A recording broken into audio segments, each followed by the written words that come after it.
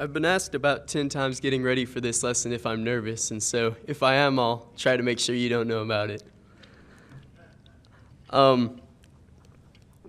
Tonight I want to talk about something, and in everyday conversations that we have with people, we use a lot of different words, and we may know what those words mean, but we may not always know what their definition is. Like if someone asked us to define a term, we wouldn't exactly know what to tell them.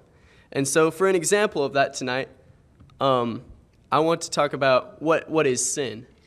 You know, we know that it's something wrong. We know that it's something we shouldn't do. But if we're asked what is sin, you know, that is a good question. What really is sin? Well, let's see how God defines sin. In 1 John chapter 3 and verse 4, it reads, "Everyone who practices sin also practices lawlessness, and sin is lawlessness." And just about virtually every translation I've looked up just throughout my studies says lawlessness. But it's interesting. The King James Version uses a different description for it.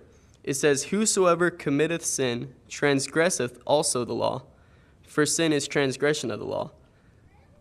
But then I went, wait, what does it mean to transgress? That's not normally a word we use today, modernly. And I found that transgression means to go against. And so if we transgress the law, we go against the law. And the law we're talking about tonight is God's law. And so if we go against the law of God, then it means we're sinning. And so that means if God tells us to do something and we don't do it, then we're sinning. And if God tells us to not do something and we do it, then we're also sinning. And so it's kind of funny because don't we feel like there's a different range of sins sometimes? Like there's bigger ones and then there's smaller ones, and we make different categories in our mind for what sin is. I mean, we would make a huge deal about murdering and stealing, and don't get me wrong, those are terrible things to do. Definitely horrible. But then we may have some leeway if someone was just going to tell, a little white lie. And we would think sometimes maybe there wouldn't be as much of a problem with that. But is that the way that God looks at it? We may sometimes, if someone asks us if they look fat in a particular pair of pants or a dress, which is a question you never want to get into anyways, we may want to make up for dishonesty in that by saying, we don't want to tell them the truth because that would hurt them. But is that the way that God thinks about it? Does God think that there are some sins that are wrong and some sins that are okay depending on the circumstance? Like, you definitely can't do this, but if it's in this situation, I'll make it a little bit acceptable for you. Just as long as you don't do it over here. Is that really how God thinks? Or do even the small things matter to God? And that's what I want us to explore tonight. And let's see if the Bible can help us figure this out. The first example I want to take a look at, if you'd like to follow with me tonight, is from Genesis chapter 19. Genesis chapter 19. And beginning in verse 1, it reads, "Now the two angels came to Sodom in the evening as Lot was sitting in the gate of Sodom. When Lot saw them, he rose to meet them and bowed down with his face to the ground." Now, in the context right here, we've got the city of Sodom, which was an exceedingly wicked city, just about as wicked as it was when God flooded the world back in Noah's time. But it was so wicked that God had to destroy it, along with another city named Gomorrah that was right next to it. But God loved Abraham, because Abraham was faithful to God, Abraham loved God, and he had a servant heart towards him. And so when Abraham had family, when he had his nephew Lot, and the rest of his family, God wanted to take care of them too and save them because he loved Abraham so much. And so he was going to bring Lot and his family out by sending two angels to go and save them. In verse 12, we continue reading, "Then the two men said to Lot, 'Whom else have you here? A son-in-law, and your sons and your daughters, and whomever you have in the city, bring them out of the place, for we are about to destroy the place, because their outcry has become so great before the Lord that the Lord has sent us to destroy it.' Lot went out and spoke to his sons-in-law, who were to marry his daughters, and said, 'Up, get out of this place, for the Lord will destroy the city.' But he appeared to his sons-in-law to be jesting. When the morning dawned, the angels urged Lot, saying, 'Up, take your wife and your two daughters who are here, or you will be swept away in the punishment of the city." But he hesitated. So the men seized his hand and the hand of his wife and the hands of his 2 daughters, for the compassion of the Lord was upon him. And they brought him out and put him outside of the city. So at first, they're getting Lot out. They're doing everything that they can to drag him out of his house, drag him out of the city. But he's kind of hesitant. He's shocked. And I can't say that I wouldn't be the same way he was if I was put in a likewise situation. I know the place is about to get destroyed, but he is about to leave everything that he had, everything that he had probably ever known, behind to get out of here and evacuate super fast. And that would have been very intimidating, but he had to get out. And then the angels give him and his family one simple instruction that they need to follow in the next verse. When they brought them outside, one said, "Escape for your life. Do not look behind you, and do not stay anywhere in the valley. Escape to the mountains, or you will be swept away." So they're telling him to get out as fast as you can, leave all of this place behind, and whatever you do, do not look behind you. And that was God's simple instruction. That was the only thing that he wanted to make sure that they followed. Don't turn your head around. Don't turn your neck. I would be a little intrigued to do so myself to see what would happen. And I'm sure we would all be a little bit curious. But that would be simple enough to follow. I think if someone gave me a job, told me to go somewhere, and said, "Do not look behind," I think that would be pretty easy to do. But where could this go wrong? Read on with me in verse 24. "The Lord rained on Sodom and Gomorrah brimstone and fire from the Lord out of heaven. And he overthrew those cities, and all the valley, and all the inhabitants of the cities, and what grew on the ground. But his wife," and we're talking about Lot's wife here, "from behind him looked back, and she became a pillar of salt." Now, I'm not exactly sure what a pillar of salt would have looked like myself, but are you kidding me? All she did was disobey this one seemingly small, very simple instruction. All she did was turn around behind her, and you're going to tell me God took her life right then and there? Yes, he did. As sad as it is to say so, he did.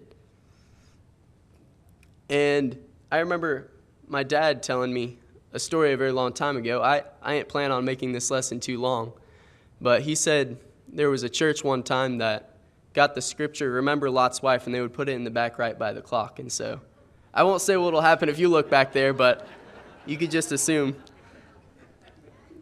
But I want to ask the question, does obeying even the small things matter to God? Let's take a look at another example. If you want to turn with me to Leviticus chapter 10. Leviticus chapter 10, we read the story about Nadab and Abihu. And these were 2 sons of Aaron, and they were priests. And they were getting ready to make an offering to God, which sounds like a good start. But in verse 1 it reads, "Nadab and Abihu, the sons of Aaron, took their respective fire pans, and after putting fire in them, placed incense on it, and offered strange fire before the Lord, which he had not commanded them." Reading this as a kid, I was really confused about what strange fire meant.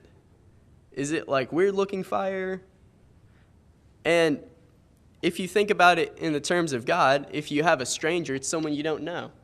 And this strange fire was different wood that they were using that God didn't know or that he didn't recognize because it wasn't as he commanded them.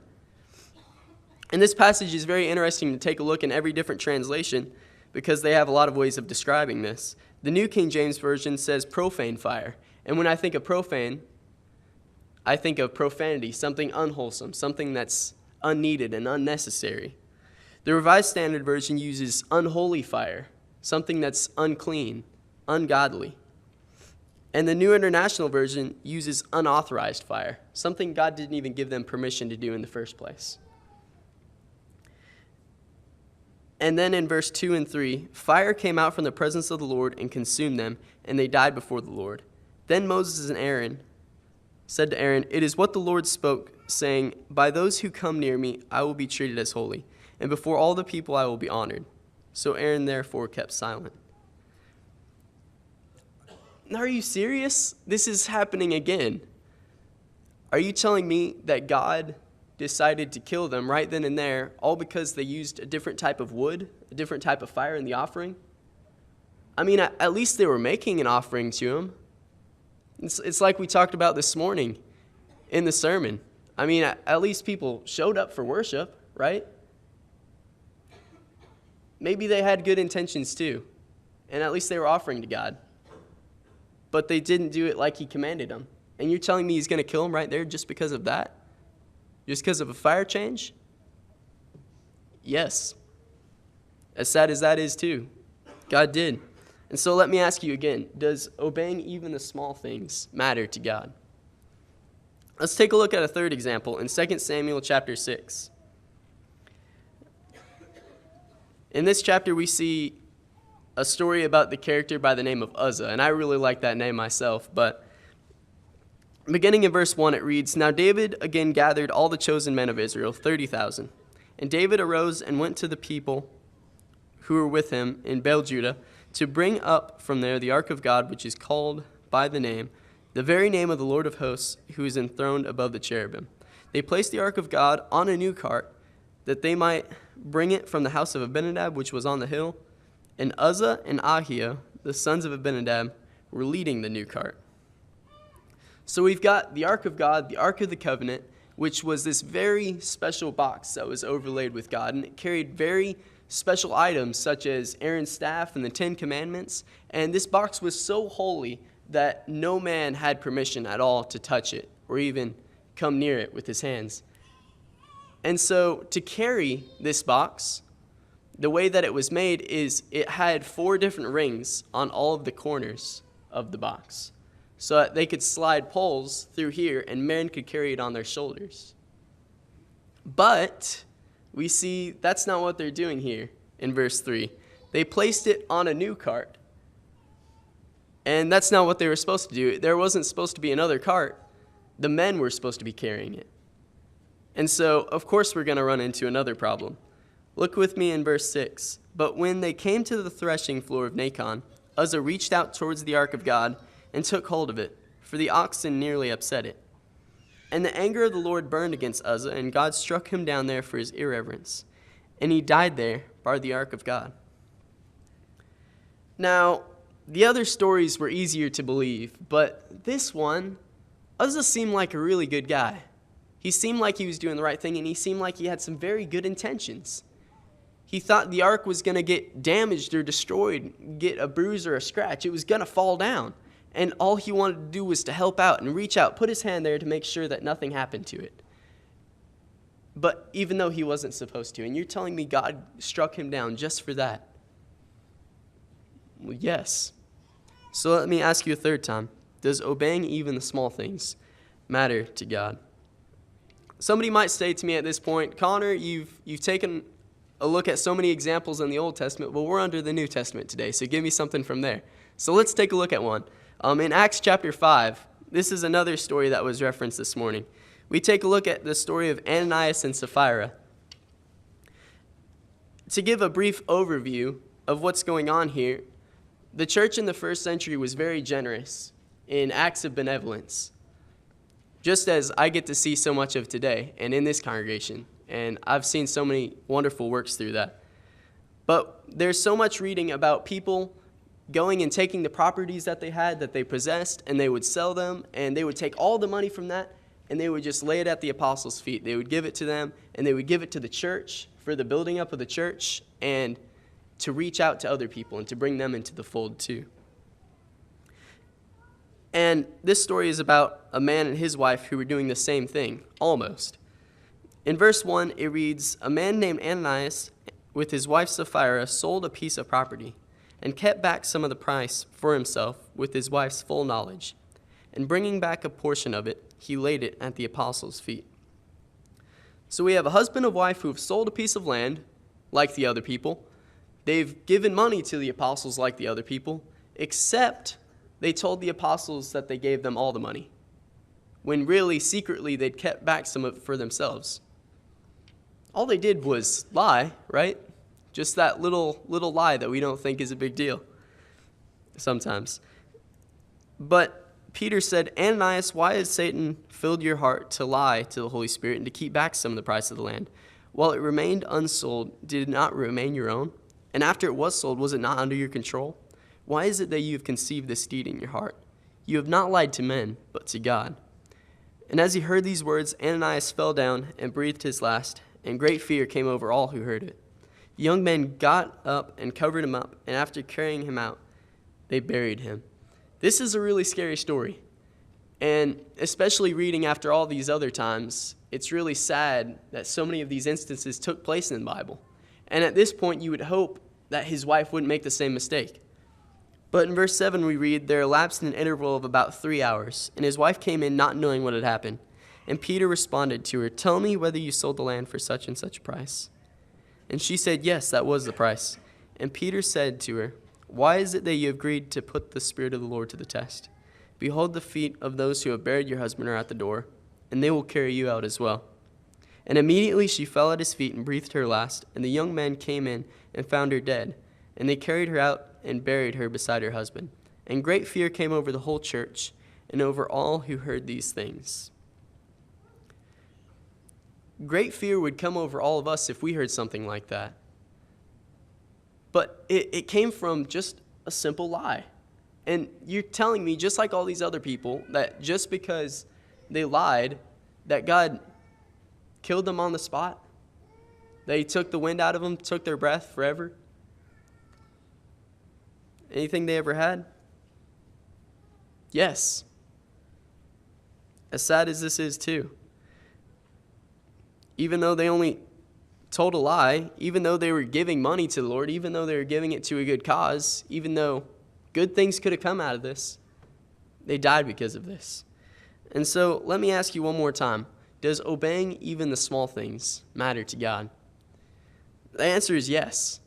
Now, this doesn't mean that God's going around with a little clipboard and he's trying to find, hey, what is Connor Patterson not doing in his life right now? Where is he stumbling? What details or things in the fine print is he not paying attention to?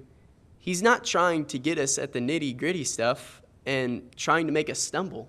He's looking at us with love. He's looking at us with patience, wanting and desiring for us to do everything in our lives to grow closer to him.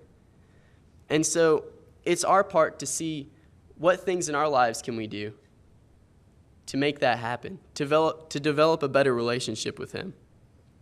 Because we all have things in our lives that maybe we're better at doing, but maybe when it comes to other areas, we're not taking care of it as well. And we make these little small parts in our minds of sins, whether it's things that we're doing or things that we're not doing, that maybe we think aren't such a big deal, when they are a big deal to God. And so think about all the different things that we could work on. How much are we thinking about the words that come out of our mouth? Are they wholesome words? Are they words that'll be used for encouragement? Or is just a whole bunch of useless nonsense coming out of our mouths? Are we thinking about the way we treat other people outside of the church? Are we doing things to build others up and to lift them up or to tear them down? How much are we thinking about how much we're being honest in our lives? Are we being truthful with people? Are we being trustworthy? How much are we thinking about the thoughts that go through our minds? And goodness knows there's too many that do go through that we don't filter out. Wrong thoughts, bad thoughts. Are we meditating on pure and holy things? Or do we have a whole bunch of junk that we need to get out of there? How much are we making an effort to go out and to teach others, to share the love of Christ, and to make disciples? That's something that we've got to do too. Do we even care? And these things, all of these things matter, and you could just make a list of them all day long. It's different small things for every single person. But whether it seems big or small in your mind, it all matters to him. And when God tells us to do something and we only do part of it, then it matters to him. If God tells us to not do something and we do some of it, then it matters to him. And so no matter how we view sin or these different categories that we make up in our minds, God views all sin as the same and as disobedience to him. And if it matters to him that much, then it should matter to us a lot. In Matthew chapter 28, in verses 18 through 20, when Jesus is giving the Great Commission to all of the people who are following him and his apostles, he told them whenever they were teaching other people, he gave them a key point. He didn't say, teach them a little bit of what I commanded you. He didn't say, teach them some of what I commanded you. Teach them the easy stuff, the stuff they want to listen to. You can have it all scattered out. Decide what you want to teach them and just stick with that. No, he said, teach them all that I commanded you. Every little bit of it. And so I want to challenge all of us here tonight to take God seriously and not keep some of his commandments, but to keep all of his commandments. And whatever the sin is, doing or not doing, big or small, whatever it seems to us, it's all the same to God. And so if it's a big deal to him, let's make it a big deal for us. If there's anyone out tonight who maybe hasn't obeyed the gospel, who hasn't put on Christ and become a Christian, we want to make that open to you. And if there's anything that we can do to read with you, pray with you, study with you, we want to do that. God lays out his plan so simple, and he just gives us a free gift that we couldn't do for ourselves. And if I asked everyone to raise their hands on who would like a free gift, I'm not sure if anyone would keep their hand down. But that's something he lays available for us right in front. But the thing we've got to do is we've got to go out and grab it. He can set it out there for us, but if we don't reach out for it, then he can't do any more than that. And so we have to take action. But he can take care of us when we can't take care of ourselves. But for those of you who have obeyed the gospel tonight, how seriously are you taking all that God's commanded you? Are you following all of it? Are you following none of it? Are you following a little bit? The easy portions, the hard portions? If there's anything that we can do tonight to help you, maybe take that more seriously or find these areas in your life that you need to work on. I know I'm not perfect in any of this myself, but it's something that we're all called to work on as a body of Christ together. And so if there's any need for work in that or any need for prayers or encouragement, we want to make that available for you now as we stand and as we sing. I just want to be where you are.